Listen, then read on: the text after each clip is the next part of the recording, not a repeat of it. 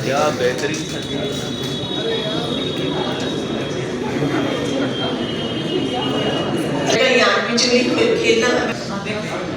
मुझको तो मुंसिफ का ये नुक्ता अच्छा लगा। बेगम को मैसर घर में थे शरबत सभी, यूं तो बेगम को मैसर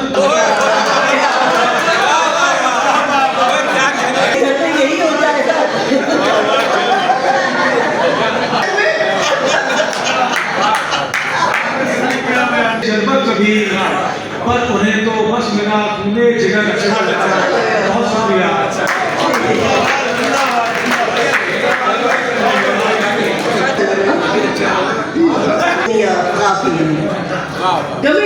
हालांकि संजय साहब के पास बहुत सारे असासे थे जिसे उन्होंने अपनी गौरी हिंदी गज़लकार हूँ और गज़ल पर काम कर रहा हूँ पिछले 40 सालों से। सर, आज सरदार वल्लभ भाई पटेल के स्मृति भवन में आज शानदार गजल कुंभ का आयोजन किया गया, इस पर प्रकाश डालें। ये गज़ल कुंभ का आयोजन हम पिछले 17 सालों से कर रहे हैं। 17वां आयोजन है हमारा ये, और हम देश के अलग अलग शहरों में जाकर करते हैं। बम्बई किया, हरिद्वार किया, दिल्ली किया, फिर यहाँ किया। 17वां आयोजन है हमारा ये। सर, इस गजल के आयोजन में कहाँ से जो है कलाकार आए हुए हैं? पूरे देश भर से आए हैं, और अभी नेपाल से आ रहे हैं, आने वाले हैं, फ्लाइट आ गई है उनकी, और लंदन से भी आए हैं। देश भर के तो आए हैं, पूरे देश भर से आए हैं। सर, कहीं ना कहीं आयोजन कराने के पीछे एक उद्देश्य होता है, और खांसी आ रही है मुझे कि हमारे देश में गज़ल तो सैकड़ों सालों से होती है, उर्दू की, हिंदी की, पंजाबी की, गुजराती की। अब हमारा हिंदी गज़ल का जो क्षेत्र है दुष्यंत के बाद शुरू हुआ, हिंदी में गज़ल कहनी शुरू हुई लगभग 50-45 साल पहले। उस गज़ल को हिंदी विधा में लाना और उसका प्रचार प्रसार करना और सीखना, नए लोगों को आगे लाना। इसमें देखेंगे आप गज़ल कुंभ में बहुत बड़े बड़े शायर भी हैं। इसमें बेकल उत्साही जी भी आए, नीरज जी भी आए, बहुत बड़े बड़े शायर आते हैं, यहाँ भी आए हैं। और नए लोग जो आते हैं उनके सामने गज़ल पाठ होता है, पूरे देश में जाते हैं। इसलिए हम जो है इस गज़ल विधा के प्रचार प्रसार के लिए ये आयोजन करते हैं, ताकि नए लोगों को मंच मिले। बनारस के हम गज़ल कुंभ जो करते हैं बाहर, तो बनारस के 2 लोग हमारे पास जाया करते थे गज़ल कुंभ में। 2, एक तो चंद्रपाल सुकुमार जी और एक अभिनव अरुण जी। तो सिर्फ 2 लोग आते थे। अब हमने सोचा सबको तो आना संभव नहीं है, दिल्ली बम्बई, तो हमने सोचा कि हम अब की बार बनारस में ही करते हैं। तो बनारस के 30-40 लोग इस समय हैं शायर। अब बहुत अच्छे शायर हैं, नए शायर भी हैं, पुराने शायर भी हैं, प्रतिष्ठित शायर भी हैं। अब यहाँ आमना सामना होगा, गज़ल हम देखेंगे, वो हमारी देखेंगे, पढ़ेंगे, सीखेंगे, एक दूसरे को बताएंगे। तो यहाँ भी बहुत संभावना है। अभिनव अरुण जी हैं, बहुत अच्छे हैं, और हमारे अलंकार जी हैं, चंद्रपाल सुकुमार जी हैं, कई नाम हैं यहाँ, प्रसन्न, बहुत सारे नाम हैं। सबको तो मैं जानता भी नहीं, आज जानने के लिए हम यहाँ आए हैं।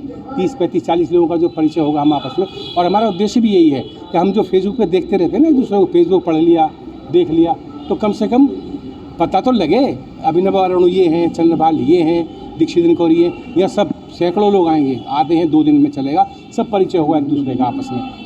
सर, आप किस बैनर तले यह कार्यक्रम हो रहा है, बैनर का? हाँ, ये जो ना हमारे जो इसके जो है बसंत चौधरी जी हैं, एक नेपाल के बहुत अच्छे वरिष्ठ कवि हैं, और समाजसेवी हैं, और व्यवसायी हैं, और बहुत अच्छे शायर हैं। उन्हीं के सौजन्य से बसंत चौधरी फाउंडेशन नेपाल, उन्हीं के सौजन्य से ये कार्यक्रम पिछले 15 सालों से 16 सालों से हो रहा है। वो भी आएंगे आज शाम को। धन्यवाद।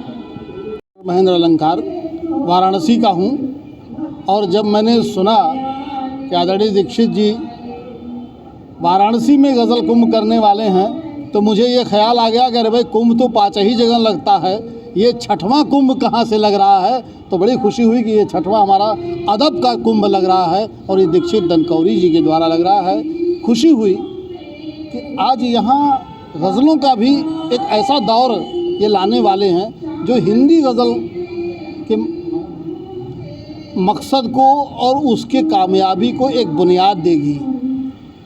अभी तक गज़लों का जो दौर चलता था, लोग उसको मानते थे कि उर्दू के आधार पर ज़्यादा है, लेकिन जैसा कि उन्होंने कहा कि दुष्यंत के बाद की गज़लें उसमें हिंदी बड़ी मजबूती से आई और अब तो इतना एक मुकाम पैदा कर दिया है कि लोगों को मानना पड़ रहा है कि हाँ, हिंदी की गज़लें अच्छे मुकाम को पार कर चुकी हैं, ये मैं मानता हूँ। और मैं इसके लिए दीक्षित जी को भी धन्यवाद देता हूँ कि उन्होंने बनारस को चुना अपने 17वें गज़ल कुंभ के लिए। सर, हमारे युवा अगर गजल के महाकुंभ में पार्टिसिपेट करना चाहें या शामिल होना चाहें तो इसके लिए कौन से विकल्प हैं, या कोई संपर्क सूत्र हो?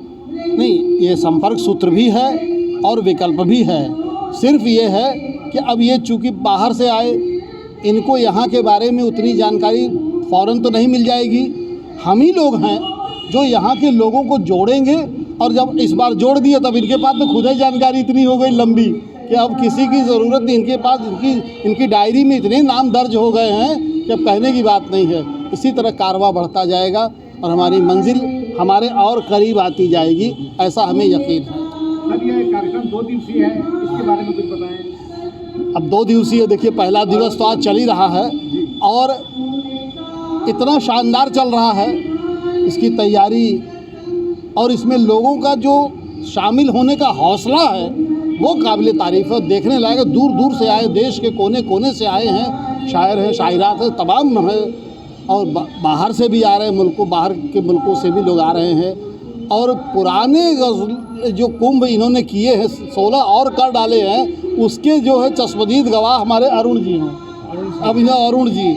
ये आपको देखिए पूरे हालात बताएंगे। हम तो नहीं जा पाए, लेकिन ये जाएंगे, गए हैं, और ये आपको बताएंगे कि कैसा रहा। क्या कहना चाहते हैं जो कवि सम्मेलन यहाँ पे हो रहा है, इसके बारे में क्या कहना चाह रहे हैं? क्या जी, गज़ल एक ऐसी विधा है जिसका 1000 वर्षों से ज़्यादा का सफ़र रहा है, और बनारस वो जगह है जहाँ कबीर ने भी गज़लें कहीं, नज़ीर बनारसी यहाँ के बहुत बड़े शायर हुए, और इससे अलावा भी बहुत सारे हमारे जो भारतेंदु हरिश्चंद्र हैं, उन्होंने रसा नाम से गज़लें कहीं, अंग्रेज़ों के ख़िलाफ़ गज़लें कहीं।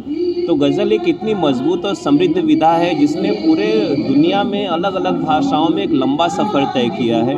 गज़ल फ़ारसी, उर्दू, अरबी होते हुए आज हिंदी में आई है, और दीक्षित दनकौरी जी वो नाम है। उनका एक शेर है, देखिए कि शेर अच्छा बुरा नहीं होता, या तो होता है या नहीं होता। दनकौरी जी वो शख्सियत है ना जिन्होंने गज़ल को एक नई धारा दी है। गज़ल के कुनबे से देश विदेश के सैकड़ों लोगों को जोड़ा है, और हर वर्ष कराते हैं। मुझे 14, 15, 16 के गज़ल कुंभ में अलग अलग शहरों में जाने का मौका मिला। तो गज़ल के प्रति एक समर्पित आयोजन है, दनकौरी जी का समर्पण है कि वो गज़ल को, विधा को स्थापित करने, बढ़ाने में बहुत महत्वपूर्ण भूमिका निभा रहे हैं। और इसमें बनारस ये गज़ल कुंभ आया, कबीर, नज़ीर, भारतेंदु, प्रेमचंद, जो साहित्य और हिंदी की एक प्रकार से उपज आपके बनारस में, काशी में हुई है, वहाँ गज़ल कुंभ का आना हम सब के लिए, गज़ल प्रेमियों के लिए, बनारस वासियों के लिए बहुत सौभाग्य की बात है। हमारे चैनल के माध्यम से तमाम